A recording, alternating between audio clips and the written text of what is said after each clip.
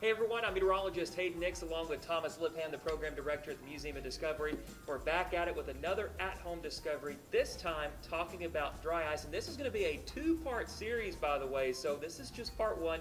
You'll have to tune in next week for part two. And of course, we're still doing the safe social distancing, making sure we've got our mask on since we can't be far enough apart here. But also with dry ice, safety first. So here comes the safety glasses. And of course, with dry ice, you want to handle that extra carefully. So I'm going to let you take care of that and take over on what we're going to be doing today. Thanks, Hayden. So we are going to be exploring one of my favorite substances ever, which is dry ice. I like it too. Frozen carbon dioxide. So as far as safety goes, you want to make sure at home, if you're going to be exploring this, have an adult with you and use your protective equipment. So some thick rubberized gloves. Even those garden mitts that are cloth and have like the rubber on one side, those work really well for this.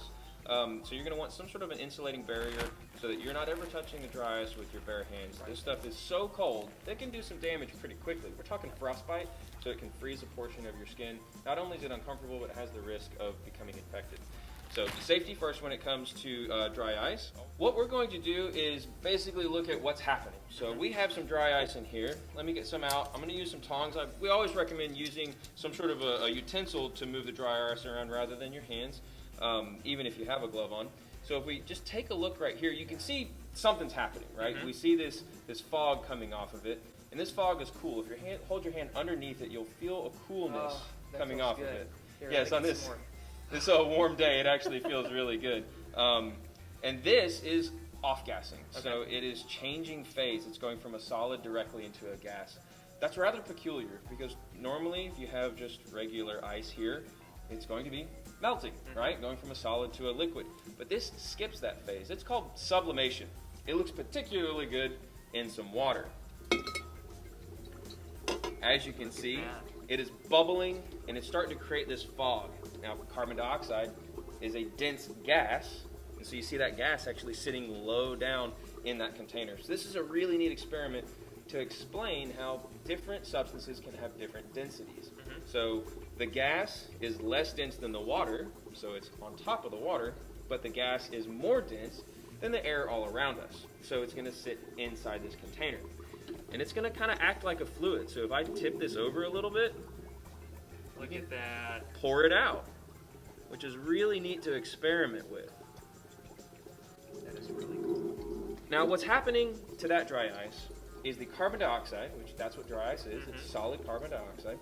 It's going to change phase from a solid directly into a gas through that process called sublimation.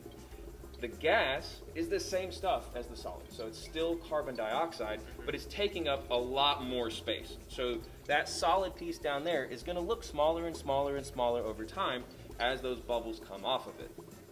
Now what we can do with the gas that's coming off is we can start experimenting with that gas. What's so great about this carbon dioxide fog is that you get to control it and you get to actually see it. So That's where this comes into play. This is a solo cup with a hole cut in the bottom of it, and you can try different diameter holes. So if you have a couple solo cups, try a really small hole, try a really big hole, just try one. Try different shapes too. And then we have a plastic bag on the bottom and a rubber band to keep it in place. Easy enough. That's easy right there. So assembly is pretty simple. Hayden, I'll let you give it a shot. All right. So first step, you cut your hole. Okay.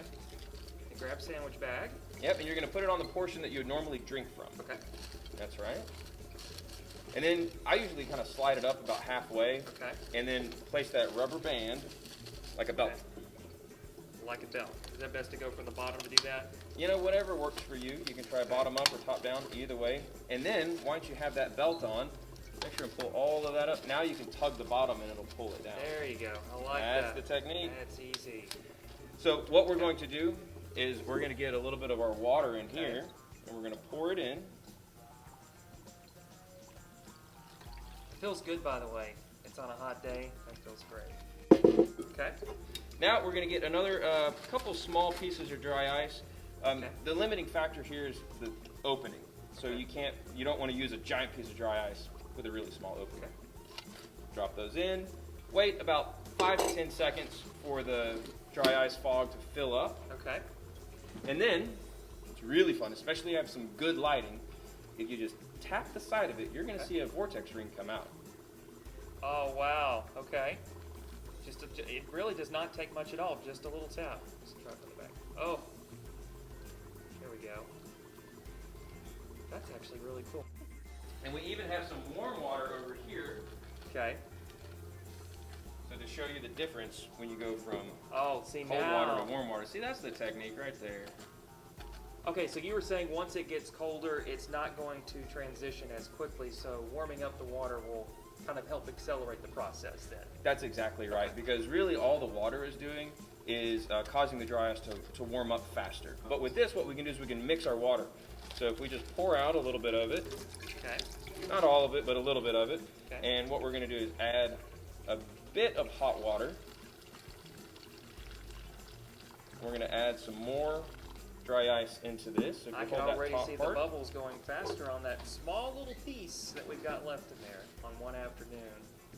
Here we go. Gotta go. There you go. There it is. All right, you can see the bubbles really starting to go right now, Thomas. So now you have a lot of fog coming out. Wow, look at that. Now I got to figure this out again. Oh, there we it go. is. Oh, the nice, the middle finger flick right there. There we go. That is gorgeous. That is beautiful. It really does not take much at all. Look at that. And if you saw our segment before on Vortex Generators, this is the exact same science principle happening right here, where you have a difference of pressure from the inside of that hole to the outside of the hole, and so that fog is going to want to wrap around itself over and over and over, just like you see right there. It's a very efficient way for that gas to move through the air. Oh, I'm getting really good at this, Thomas. There it is. Oh, especially going over in this direction towards that light. That looks That's fantastic. beautiful. All right, so hey, this is just part one of the fun with dry eyes. We've got another one coming up next week that you're definitely going to want to tune into, so make sure to stick around for that, all right? That's going to do it for us on this At Home Discovery episode. Stick around for next week.